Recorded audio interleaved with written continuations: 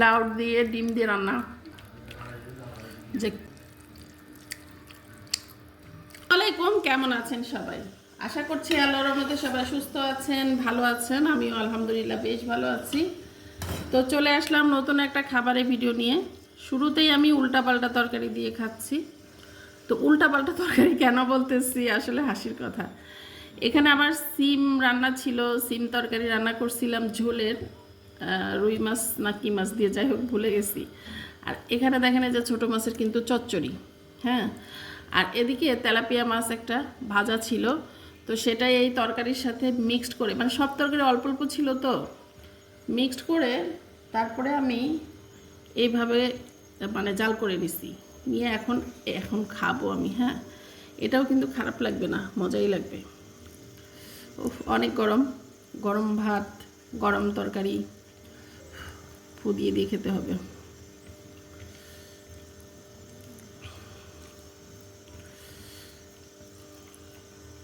এত গরম।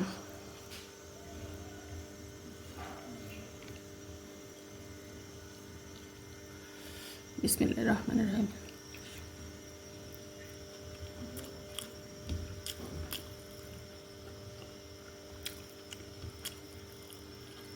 খুব গরম কিছু আসলে খাওয়া ঠিক না, তারপরেও গরম ছাড়া আমার কাছে ভালো লাগে না।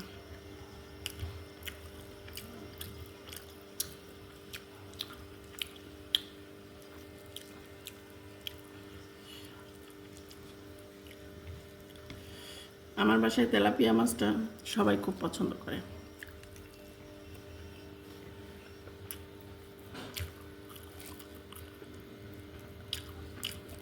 আবার একদল মানুষ এসে বলবে তেলাপিয়া মাছ খাইয়েন না। খাবো কি বলেন, যে দাম সব জিনিসের।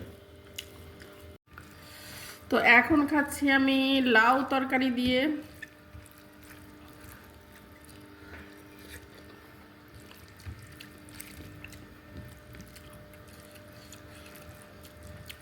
লাউ দিয়ে ডিম দিয়ে রান্না,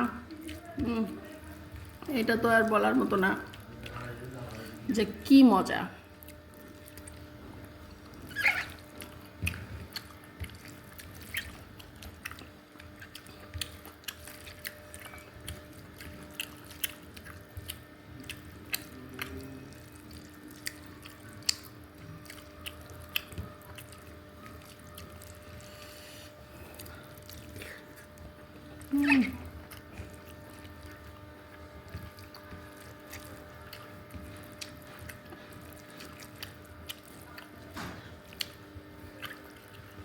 তো যাই হোক, সবাই ভালো থাকবেন, সুস্থ থাকবেন।